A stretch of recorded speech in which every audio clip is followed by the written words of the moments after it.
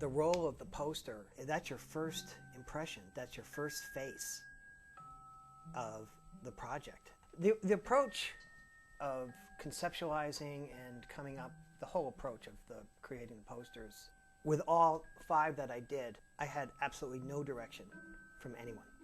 I just finished art school at the time that the first Nightmare was getting finished. And I had shown an art director my portfolio.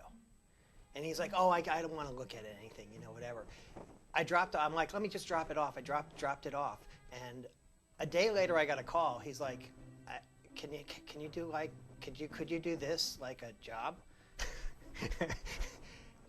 Some girl sleeping with like monsters in her head. So that was the direction I had, which actually was not directly from the studio or Wes or anything like that. New Line had not at that point been on the map, and this was the first sort of big launch for them.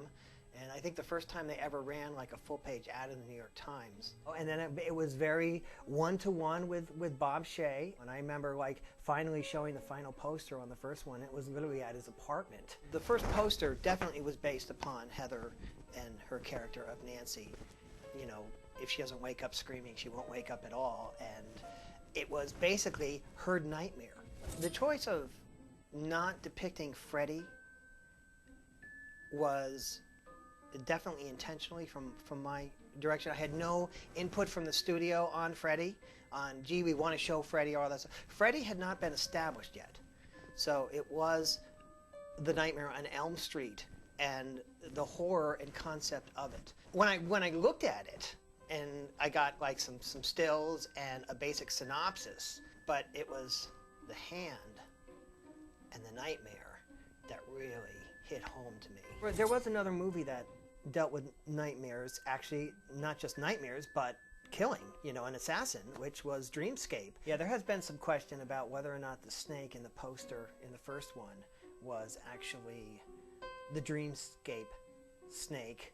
That was actually sort of an intentional thing. I know I kind of like, I just did it. I didn't talk to anybody about it. They didn't say anything about it, and they didn't say, oh, let's change this, but it's kind of one of those things that I thought was kind of cool, and that's how that goes. What we're seeing back here is, in fact, the original artwork, and as you can see, it's in pieces, and because I ripped it up one day. My emotions got the best of me one day, and I ripped up pretty much all my artwork at the time, and luckily, a friend saved the pieces, all except one, and years later handed me a box and said, by the way, you might want to have this. As we went through the posters, we started to see a little more of the Freddy coming in.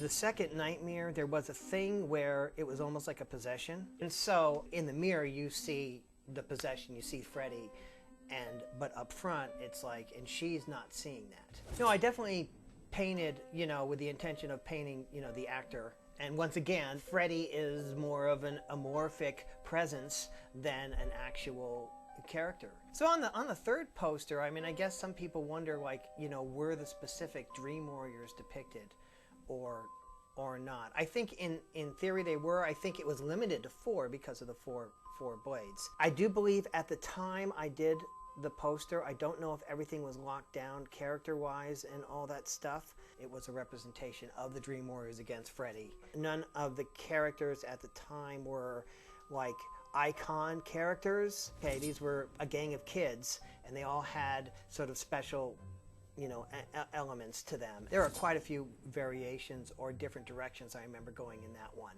As we went through the posters, we started to see a little more of the Freddy coming in as it evolved and Freddy became more of an icon himself. So in Nightmare 5, The Dream Child, it was kind of a little sad for me that they actually had to take out the baby that Freddy was protecting. People thought that he was going to kill the baby, but actually he was protecting the baby, and it was his child. It was the Dream Child.